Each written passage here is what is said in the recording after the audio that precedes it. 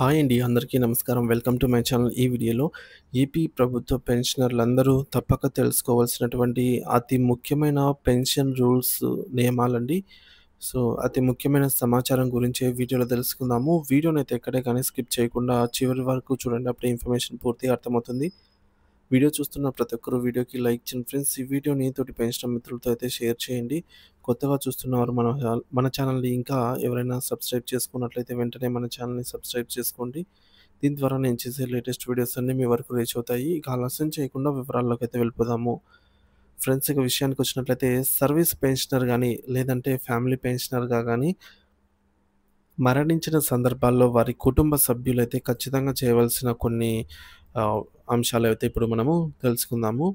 So, service pensioner లేదంటే family pensioner ఎవరైనా సరే కాలం చేసినప్పుడు వారి వారసులు ట్రెజరీ వారికి డెత్ ఇన్ఫర్మేషన్ అయితే ఇవ్వాలండి.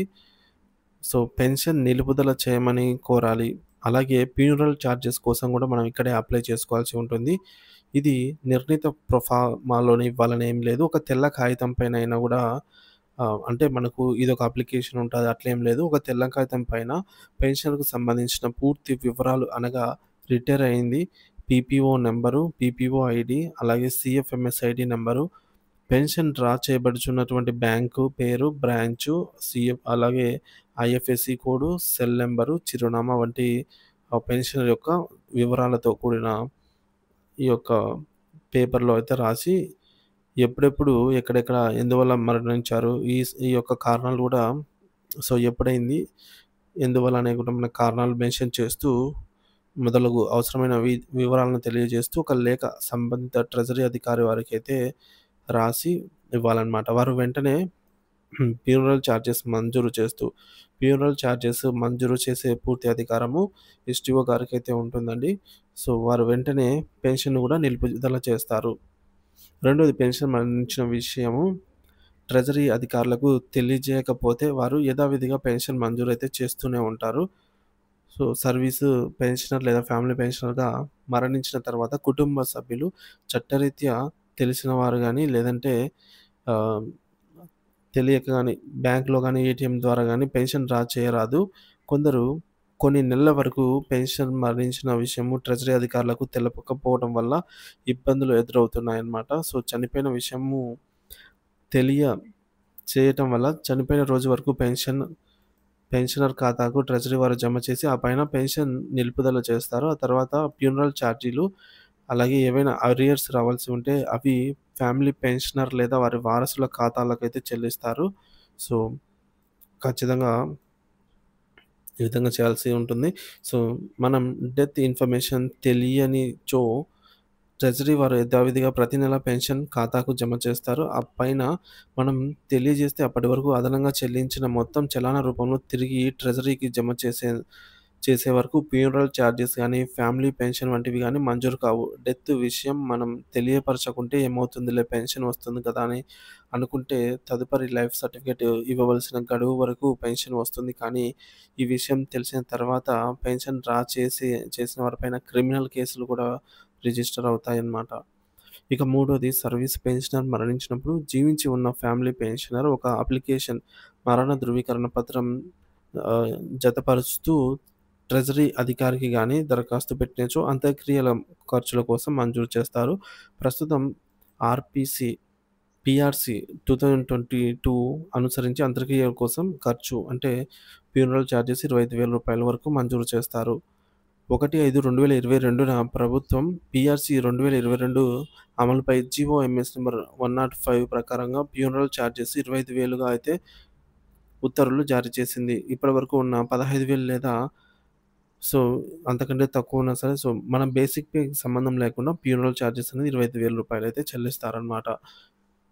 ఇకపోతే సర్వీస్ పెన్షన్ జీవించి ఉండి ఫ్యామిలీ పెన్షనర్ మరణించిన సందర్భంలో కూడా అంత్యక్రియల ఖర్చుల కోసం అయితే మంజూరు చేస్తారు. సర్వీస్ పెన్షనర్ మరణిస్తే డెత్ సర్టిఫికేట్ వచ్చిన తర్వాత చనిపోయిన సర్వీస్ పెన్షనర్‌కు ఏజీ కార్యాలయం నుంచి మంజూరైన పీపీఓలో నోట్ చేయబడి ఫ్యామిలీ పెన్షనర్ తనకు ఫ్యామిలీ పెన్షన్ మంజూరు చేయమని సంబంధిత ఎస్టీఓ గారికి పూర్తి వివరాలతో తన బ్యాంకు ఖాతా వివరాలు తెలుపుతూ లేఖ రాస్తూ దానిని డెత్ సర్టిఫికేట్, ఒరిజినల్ పీపీఓ, అలాగే పీపీఓ ఒరిజినల్ అర్హత ఉన్న ఫ్యామిలీ పెన్షనర్ వారి యొక్క ఆధార్ జిరాక్స్, బ్యాంకు ఖాతా పాస్‌బుక్ మొదటి పేజీ లేదా స్టేట్‌మెంట్ లేదా క్యాన్సిల్డ్ చెక్ జత చేసి ఫ్యామిలీ పెన్షన్ మంజూరు చేయమని వ్రాతపూర్వకంగా తెలియజేసినచో ఫ్యామిలీ పెన్షన్ పొందవచ్చనమాట. అట్టి ఫ్యామిలీ పెన్షనర్‌కు చనిపోయిన సర్వీసు పెన్షనర్ అంత్యక్రియల ఛార్జీలు, రావాల్సిన అరియర్స్ ఏమైనా ఉంటే అవన్నిటి కూడా వారికి ట్రాన్స్‌ఫర్ చేస్తారు. అంటే అమౌంట్ అయితే బదిలీ చేస్తారనమాట, చెల్లిస్తారు.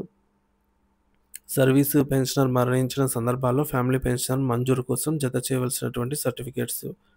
ఒకటోది సర్వీస్ పెన్షనర్ మరణ ధృవీకరణ పత్రము, family pensioner Aadhaar card xerox copy, family pension వ్యక్తిగత bank account passbook, PAN card xerox, so అలాగే వ్యక్తిగత అభ్యర్థన పత్రము, A B C D form, family member certificate, అలాగే original pension payment order, service pensioner యొక్క ఫ్యామిలీ పెన్షనర్ ముందే మరణించిన వారి తదనంతరం వచ్చే క్లెయిమ్ చెల్లింపులకు నామినీ నియమిస్తూ సర్వీస్ పెన్షనర్ జీవించి ఉండగానే నామినీని నియమించుకునే సదుపాయం ఉంది. సో దీనికి గాను వారు సంబంధిత ట్రెజరీ అధికారికి నామినేషన్ ఏ ఫామ్‌లో 2 కాపీలు అందజేసినచో వారు ఓకే చేసి ఒక కాపీని తిరిగిస్తారు.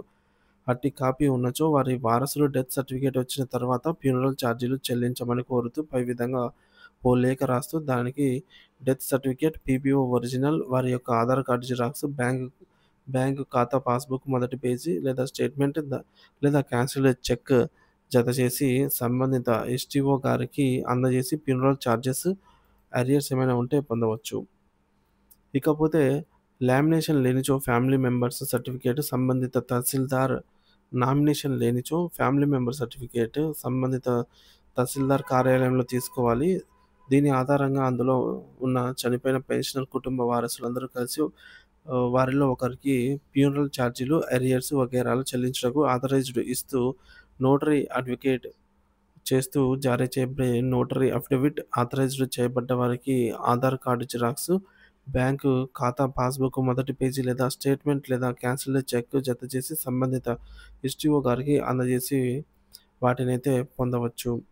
ఇక సర్వీసు లేదా ఫ్యామిలీ పెన్షనర్ ఇరువురు మరణించినచో వారి వారసులు కుమారులైతే 25 సంవత్సరాల వయసు వరకు గానీ, లేదా సంపాదన పరులయ్యేంత వరకు ఏది ముందైతే అప్పటి వరకు, కుమార్తెలైతే 25 సంవత్సరాల వయసు వరకు గానీ, లేదా వివాహం వరకు, లేదా సంపాదిత వరకు ఏది ముందైతే అప్పటి వరకు టైమ్ లిమిట్ పెన్షన్‌ను మంజూరు చేస్తారు. ఏ ఆధారం లేని పెళ్లి గాని కుమార్తెలకు భర్తను కోల్పోయిన విడోలు, డివోర్స్డ్ వీరికైతే ఫ్యామిలీ పెన్షన్‌కి అర్హులనమాట. సో వీరు ఉన్నంత కాలము పెన్షన్ అయితే మంజూరు చేస్తారు.